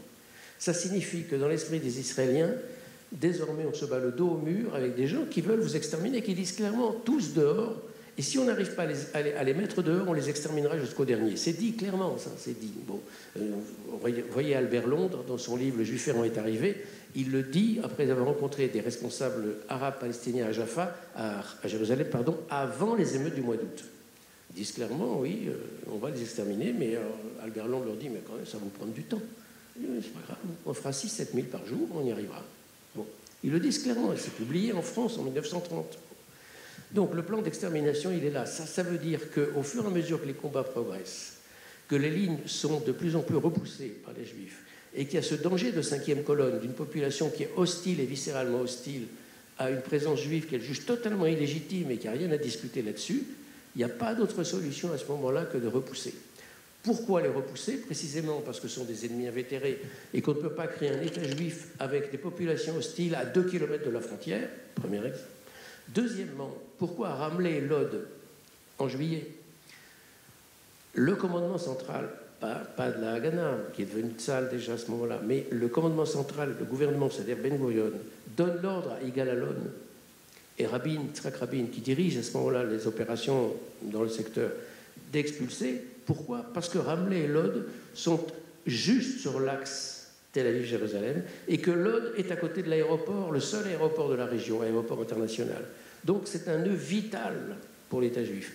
Donc c'est pour cette raison qu'ils sont repoussés, bien sûr. Et ce qui joue en dernier lieu dans cette expulsion d'un certain nombre de villages arabes, c'est non seulement la sécurité de l'État juif de demain, parce qu'une majorité arabe ou une forte minorité arabe, c'est une minorité hostile qui ne laisse aucun avenir à l'État juif, ou alors il faut vraiment être un enfant de cœur pour ne pas comprendre ça. Mais il y a une dernière raison qu'on a oubliée, c'est qu'on est en 1948, c'est-à-dire 10 ans après l'affaire tchécoslovaque des Sudètes. Or, qu'est-ce qui s'est passé avec les Sudètes en 1938? Il y a dans les Sudètes, Tchécoslovaquie, donc le pourtour montagneux de la Tchécoslovaquie, il y a une minorité germanophone de 3 millions d'habitants sur 9 millions. Bon. Au nom de cette minorité germanophone, vous savez, la tactique d'Hitler, c'est de revendiquer les Sudètes, et puis progressivement, après avoir revendiqué les Sudètes et obtenu les Sudètes par l'accord de Munich le 30 septembre 1938, il va finir par grignoter toute la Bohème-Moravie, et finalement, il va finir par absorber toute la Tchéquie. Les Allemands entrent à Prague en mars 1939.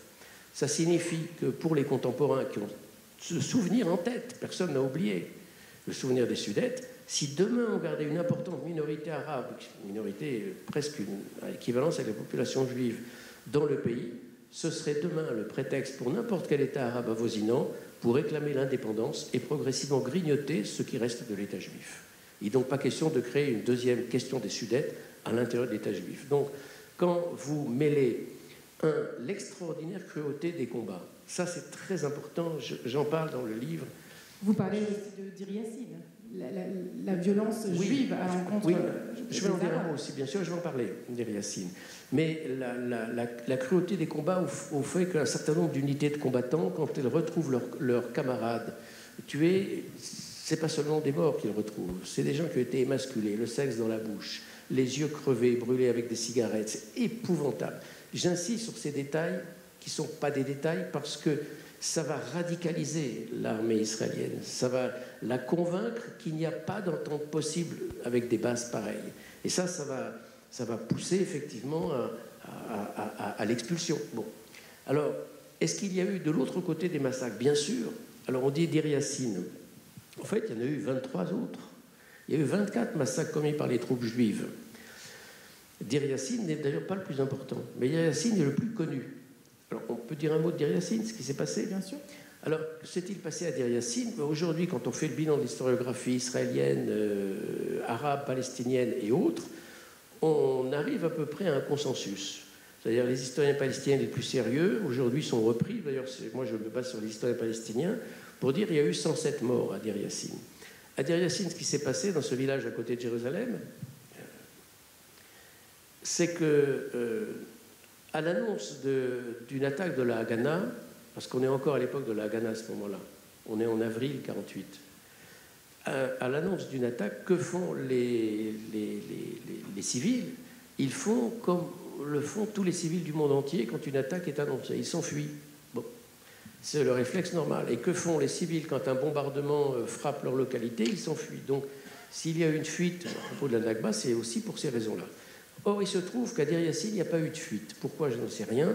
Il y a un mystère là-dessus. Il n'y a pas eu de fuite. La population est restée. Du coup, quand les troupes de l'Irgun et du Lehi, qui sont des extrémistes, on le sait, qui sont des dissidents de la Haganah, bon, entrent dans le village, ils n'entrent pas dans un village où il n'y a que des combattants. Ils entrent dans un village qui est peuplé, où il y a beaucoup de combattants, bien sûr, mais il y a aussi beaucoup de civils.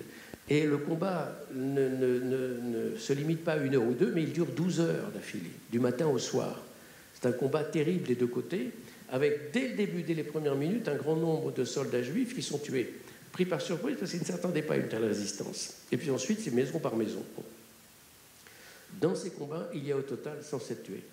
Sur ces 107 tués, 25 relèvent réellement d'un crime de guerre, d'un pur assassinat. De quoi s'agit-il? Ce sont 25 jeunes guérilleros palestiniens, bon, ils sont miliciens palestiniens, comme ça qu'on peut les appeler, qui sont pris prisonniers par les troupes de l'Irgun, faits prisonniers, emmenés dans une clairière voisine et assassinés. Ça, c'est un crime de guerre. C'est ça, Dir Yassin, pour l'essentiel. Le reste, ce sont des gens qui ont été tués dans les combats. Alors certes, on dit qu'il y a beaucoup de femmes. Oui, mais beaucoup de combattants étaient déguisés en femmes. C'est ça aussi le problème, pour pouvoir s'enfuir. Donc, on est aujourd'hui d'accord avec l'historien Aref Al-Aref, qui est le meilleur spécialiste de la question, pour dire qu'il y a eu 107 victimes, et pas 250, et pas 400, etc. C'est important à Dir Yassin, parce que sur le moment même, le bruit a couru qu'il y a eu 400 victimes à Dir Yassin, et donc ça, la rumeur a précipité la panique dans les villages arabes, d'où la fuite, évidemment, à ce moment-là. Ça n'a fait que favoriser la fuite. Alors, nous parlons déjà depuis plus d'1 heure, et c'est assez incroyable parce que nous n'avons pas encore évoqué le rôle de la Jordanie ou de la Transjordanie.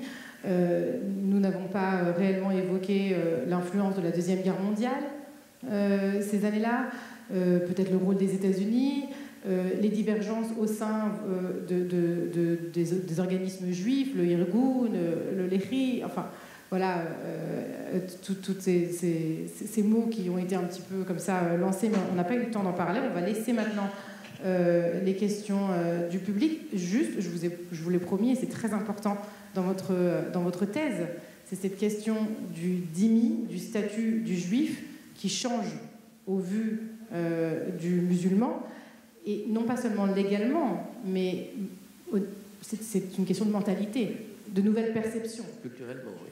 Et ça c'est vraiment une nouveauté que vous apportez dans votre analyse historique. Oui, c'est-à-dire que vous avez raison d'insister sur le dhimmi, parce que ça revient à la première question que vous avez posée, la question culturelle.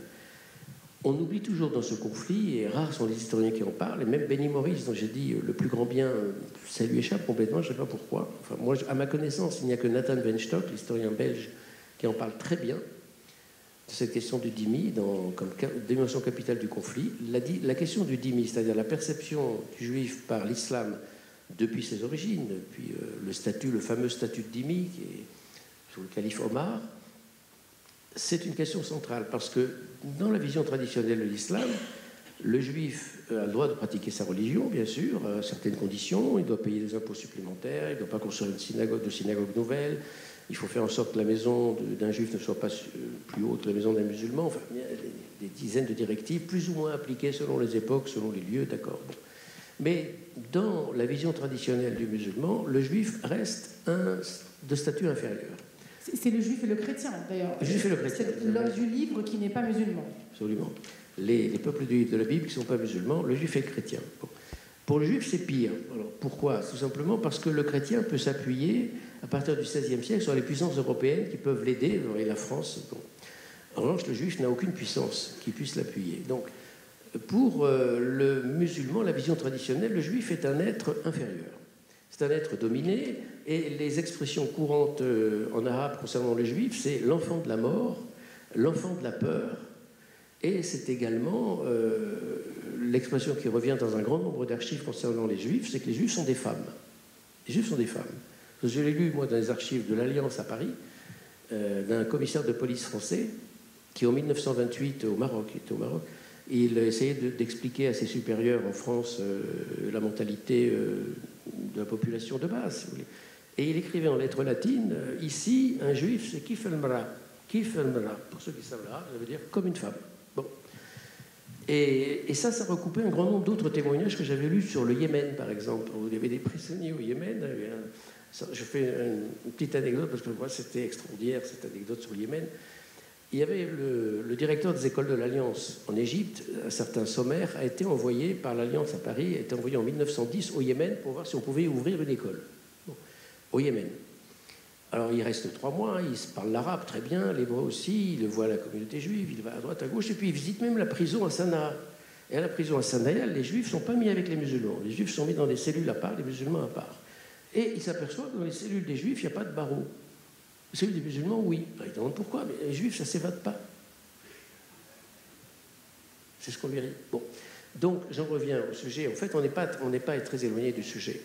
Le juif s'est vu comme un inférieur. Et alors, cet inférieur-là, ce dhimmi, cet être de la peur, cet être toujours apeuré, cet être qui ne rend jamais les coups, qui ne sait pas porter les armes, qui n'a jamais été un soldat, qui sera incapable demain d'être un soldat, etc., qu'il prétende être l'égal d'un musulman, édifier un foyer national sur une terre considérée comme musulmane de toute éternité, prendre les armes, et non seulement prendre les armes et être victorieux, c'est quelque chose d'inimaginable.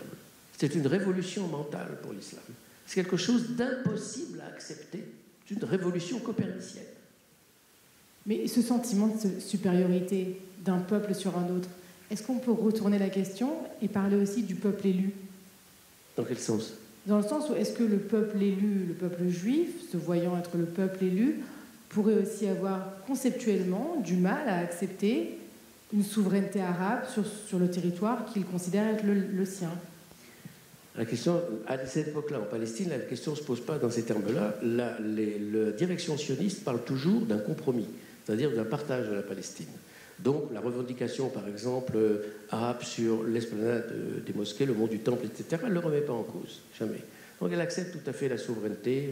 Sur ce plan-là, la mentalité des sionistes est une mentalité occidentale, rien à voir avec l'Orient, rien à voir non plus avec le monde séfarade traditionnel. C'est vraiment la mentalité des Lumières, des gens qui ont connu toute la grande révolution libérale du XVIIe siècle. Donc ça n'entre pas en ligne de compte pour eux. Bon. En revanche, pour le musulman qui est complètement étranger à ce monde-là, lui, il considère, avec l'islam, qu'il est la religion de clôture, qui clôture le message juif, dont il se revendique d'ailleurs, et le message chrétien. Étant la religion de la clôture, ils sont la religion de l'avenir de l'humanité.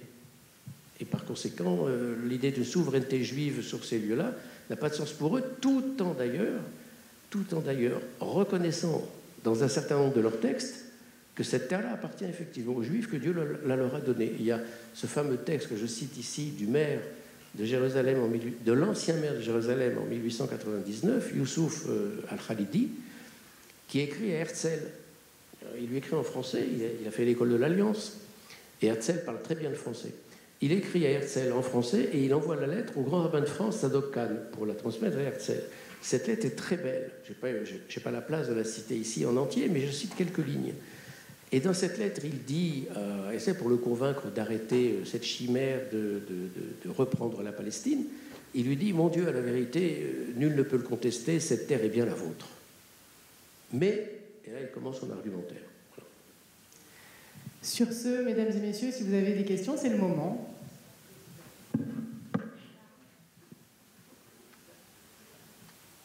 Bonjour. Comment J'ai deux questions, s'il vous plaît. Première question, au sujet de la Nakba.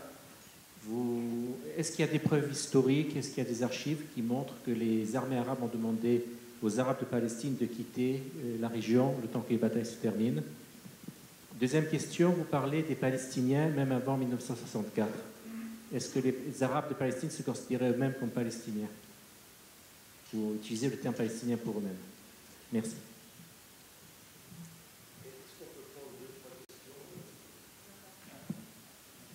Nous allons prendre encore 2 ou 3 questions et M. Bensoussan répondra à vos questions.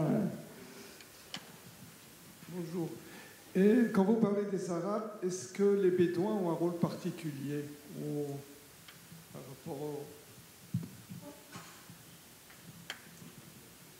Oui, vous avez évoqué au début que c'est presque le germe du conflit, que les Arabes n'ont pas admis que les Juifs achètent leurs terres.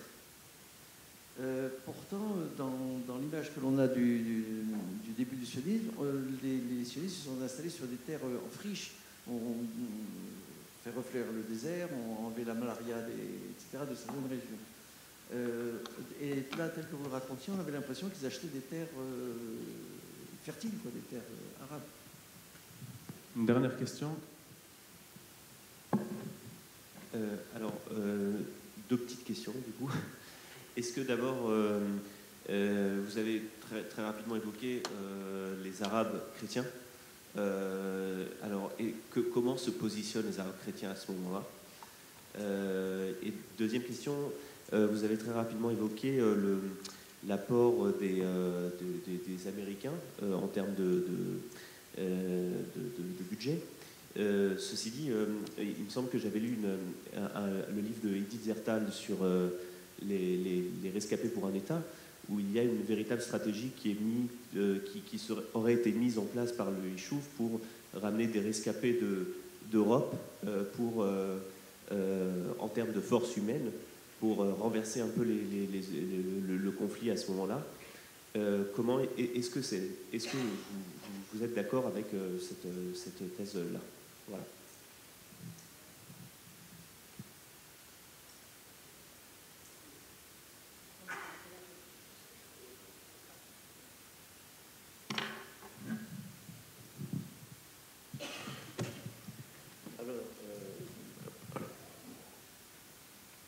Alors, je vais reprendre les questions dans l'ordre, tout simplement.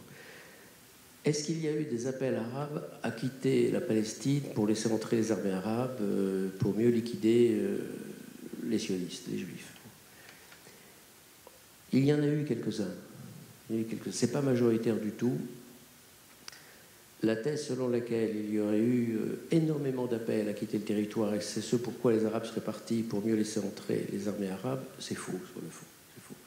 Il y a eu quelques appels, c'est marginal. Bon. En réalité, il y a eu une fuite des populations arabes. Il n'y a pas eu expulsion. Il y a d'abord une fuite des populations arabes. Pourquoi? Et ça, c'est étrange, parce que ça ne vient jamais à l'esprit des Occidentaux quand ils parlent de la Nakba.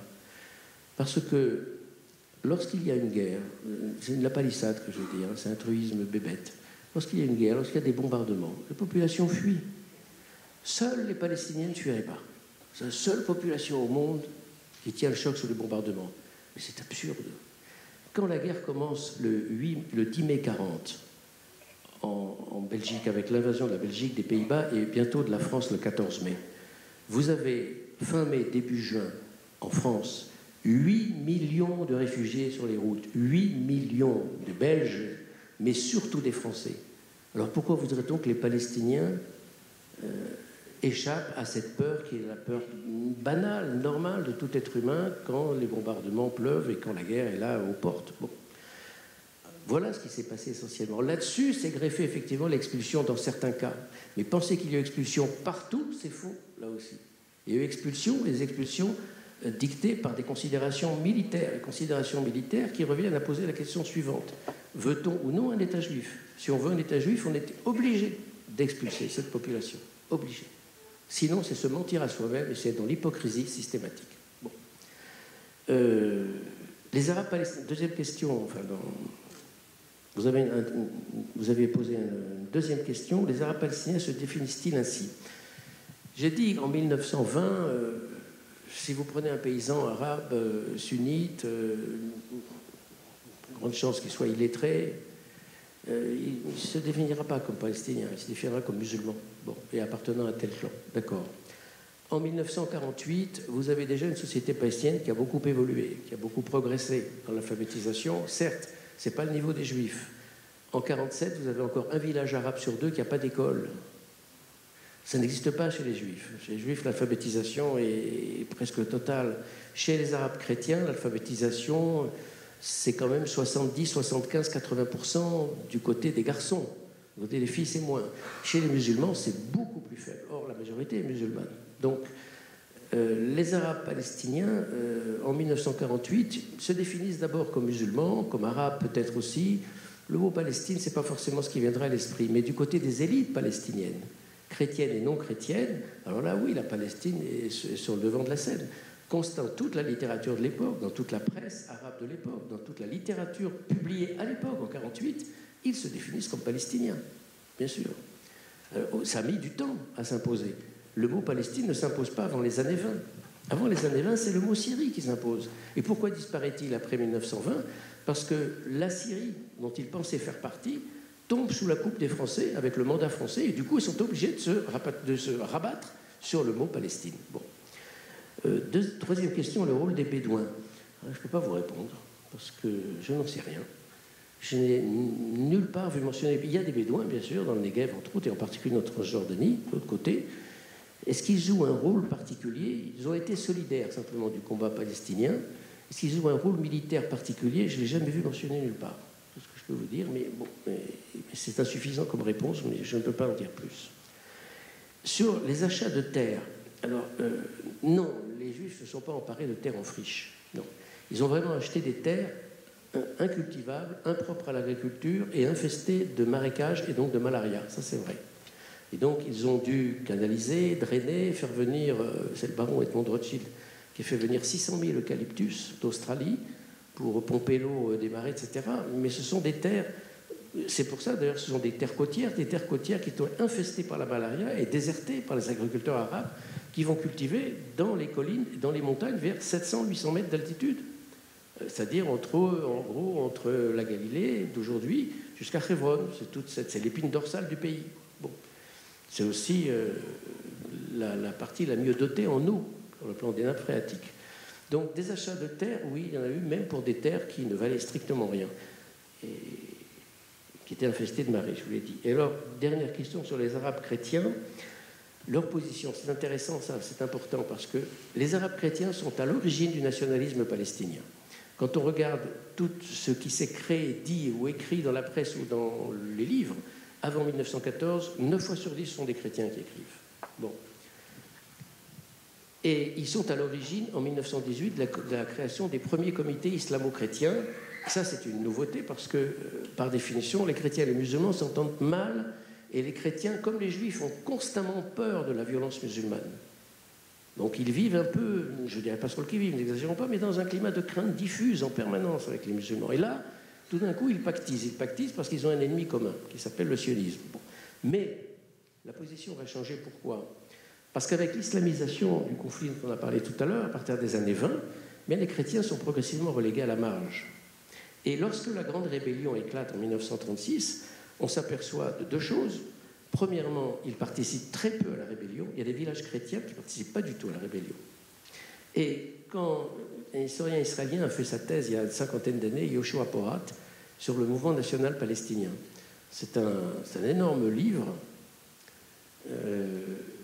mais il est allé vraiment étudier toutes les archives arabes, la presse arabe, etc. Et il a recensé 200 commandants arabes durant la grande révolte de 1936. Mais sur ces 200 commandants, 1,5% seulement étaient chrétiens.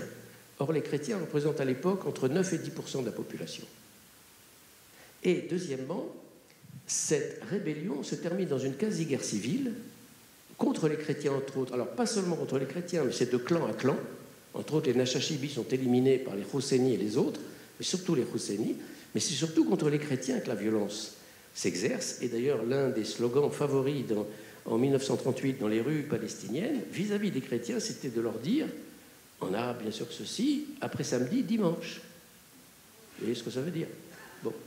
Et c'est à ce moment-là qu'un grand nombre de chrétiens ont fui la Palestine et n'ont pas participé. Alors, vous avez entre autres les mémoires du fondateur du journal Philistine, Issa Alissa, qui est un chrétien grec orthodoxe, qui a fondé le journal en 1909 à Jaffa, et qui raconte dans ses mémoires, j'ai pu lire, par chance, une partie a été traduite en français, j'ai pu lire ses mémoires l'an dernier, mais il raconte comment la rébellion se termine en quasi-guerre civile antichrétienne, avec carrément des attaques de droit commun de voyous, comment sa propre maison, je ne sais plus où elle n'était pas à Jaffa, elle était à l'intérieur des terres, sa propre maison est prise d'assaut par des milices musulmanes qui cherchent à la dévaliser, qui terrorisent sa femme et ses enfants. Bon, bref, ça se termine pas trop mal. Finalement, ils finissent par partir, mais c'est emblématique finalement de la façon dont s'est terminée la rébellion palestinienne, ce qui explique aussi son échec. Et ça explique aussi, c'est pas le seul facteur, attention, mais ça explique aussi l'énorme niveau de violence au sein de la communauté arabe d'Israël aujourd'hui. C'est-à-dire qu'encore une fois, on est dans un système clanique. C'est pas la seule raison, mais cette raison joue beaucoup. C'est toujours, encore une fois, des guerres, une vendetta qui fait de clan à clan. On finit par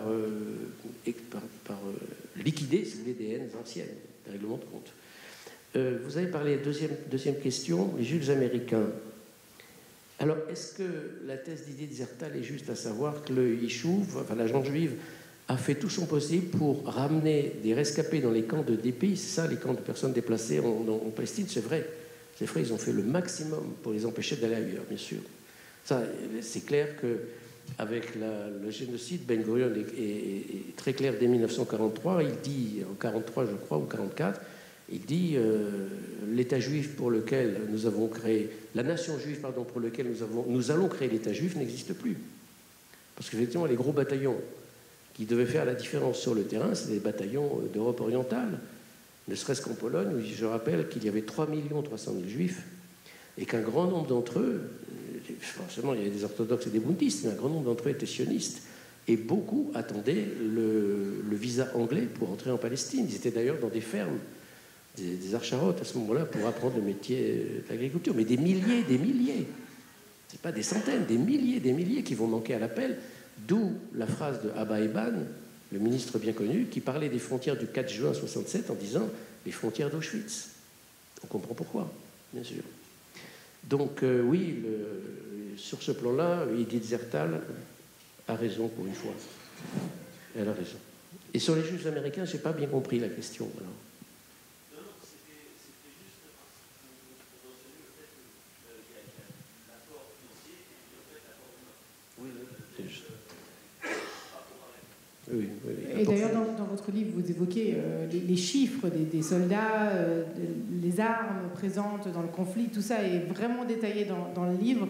Et je me permets de nous arrêter ici, puisque sinon votre taxi vous attendra et vous n'y seriez pas. Oui, on me dit que il vous reste un quart d'heure avant le taxi. Donc ça va. Si vous voulez prendre une dernière question, c'est votre choix. Les questions. Il n'est pas là. Yoël ? Je suis là. Non, il n'est pas là. 21h45. Donc on peut prendre encore une question ? Okay. Oui, bien sûr. Allons-y.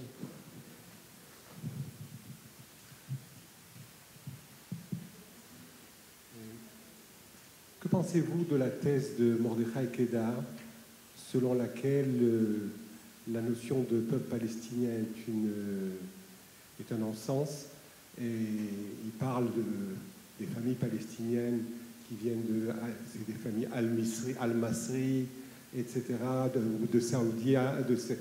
En fin de compte, la population est une population importée et qu'en fin de compte, cette notion-là, pour Kedar, est une notion qui sert un combat théologique dont vous avez parlé et qui serait le remplacement du judaïsme, non pas le remplacement du judaïsme par l'islam, ça c'est la thèse chrétienne, c'est les chrétiens qui remplacent le nouveau peuple élu, mais en fin de compte, il y a eu une falsification des textes et que le vrai messager c'est Mohammed et bien entendu cette volonté de conquérir le monde, Dar el-Islam, dans la mesure où c'était une fois cette terre était Dar el-Islam, elle ne peut rester que Dar el-Islam, d'où le noyau du conflit n'est pas simplement culturel, mais théologique, et peut-être que si on arrivait à permettre ou à favoriser un dialogue entre les spiritualités juives et musulmanes pour, pour contourner les dimensions religieuses qui sont dures, peut-être qu'il y aurait une porte de sortie, j'en sais rien. Alors écoutez, je crois, sur le plan théologique, je ne suis pas spécialiste, mais je pense que Kedar a raison sur le plan théologique, bon, sur le fond. Mais sur le plan politique, il a raison et tort à la fois. Quand il dit le peuple palestinien n'existe pas, c'est une invention, et il y a énormément d'Arabes qui sont venus, une immigration récente, et qui se sont agglutinés à ce peuple-là. Alors, en quoi a-t-il raison? Il a raison au sens où le Yishuv, dans son développement, a initié une immigration arabe très importante. C'est indéniable. Et c'est indéniable, on le sait grâce au recensement des Anglais. Les Anglais ont fait un travail extraordinaire ici en Palestine, sur le plan administratif. Ils ont fait un recensement en 1921 et en 1931, très détaillé, localité par localité. C'est pas ville par ville, c'est vraiment village par village. Et on constate ceci. On constate que là où la présence juive est importante, où donc il y a un développement économique, eh bien, il y a une population arabe qui s'accroît énormément. En fait, c'est par l'immigration, c'est pas la natalité. Là, en revanche, où il n'y a pas de présence juive du tout, Naplouse, Ramallah, Jenin, Gaza après 1929, la population arabe s'accroît très lentement. C'est l'accroissement naturel. Et effectivement, là-dessus, Kedar a raison pour dire Al-Lubnani, Al-Masri, c'est le Libanais, l'Égyptien, etc. Oui, le développement économique juif, paradoxalement, a fait venir énormément d'Arabes. Et donc, sur ce plan-là, effectivement, ces gens-là ne sont pas des Palestiniens d'origine. Mais du temps a passé depuis, presque un siècle. Et ils ont forgé finalement ce qu'on appelle aujourd'hui le peuple palestinien. Donc aujourd'hui, ils se sentent palestiniens. Donc ils existent comme peuple palestinien. C'est dans ce sens qu'il a tort. Il faut faire avec les réalités. Mais dire simplement que ce ne sont pas des Palestiniens depuis 300 ans, 400 ans, etc., il a parfaitement raison. Mais c'est vrai de beaucoup de peuples. Il faut le reconnaître sur ce plan-là. Bon, le deuxième paradoxe, j'en profite pour dire, c'est que le développement économique du Yishuv, et ça les Juifs l'ont constamment dit durant la période mandataire, fait que les Juifs payaient beaucoup plus d'impôts que la partie arabe, c'est normal, puisqu'ils dégageaient un produit intérieur infiniment supérieur, et ces rentrées fiscales dans l'autorité mandataire ont servi aussi à développer le secteur scolaire arabe. Ce qui fait que le développement de la Palestine par les Juifs, finalement, a servi à tout le monde, et pas seulement aux Juifs, même si les deux économies étaient relativement séparées. On a encore le temps? Oui. On va s'arrêter là. Alors, vraiment, la dernière, monsieur, et puis après... Très court. Après, il faudra lire le livre. Hein. Voilà.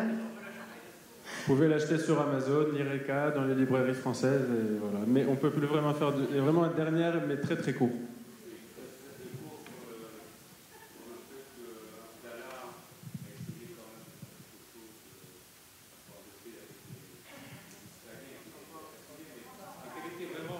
Quelle était vraiment son intention au roi Abdallah vis-à-vis des Israéliens? Oui, c'est très important cette question-là. Je vais essayer de la résumer très vite. L'émir Abdallah, qui va devenir le roi Abdallah de Transjordanie, en fait, n'a jamais voulu l'État palestinien. Jamais. Donc, il s'est entendu avec les Israéliens avant le 14 mai 1948. Quel était le motif de leur tractation secrète? C'était ceci. C'était de l'engagement de la part d'Abdallah de ne pas toucher aux zones de l'État juif. S'il ne touchait pas aux zones de l'État juif s'engageait à ne pas l'attaquer non plus, mais l'État juif devait lui laisser les mains libres en Palestine, c'est-à-dire qu'en fait, Abdallah voulait annexer le territoire palestinien arabe. Il n'était pas le seul dans ce cas. L'Égypte voulait annexer le Negev. Mais je rappelle que le Negev a été attribué par l'ONU aux Juifs, pas aux Arabes. Bon, et c'est ce qui explique que les combats ont traîné dans le Negev jusqu'à la poche de réfugiés de Gaza. Donc en fait, le calcul du roi Abdallah, et c'est pour ça qu'il était mis plus ou moins au banc de la Ligue arabe, c'est de ne jamais permettre une indépendance de la Palestine. Et quand les combats se terminent, janvier-février 49, il y a en Palestine, c'est-à-dire aujourd'hui en Cisjordanie, si vous voulez, de Ramallah, etc., il y a encore des cellules combattantes palestiniennes. Eh bien, la première action militaire du roi Abdallah, c'est d'envoyer des légions arabes de Gleb Pacha écraser les Palestiniens bien avant septembre noir. Dès 1949, les dernières milices palestiniennes ont été désarmées par les Jordaniens.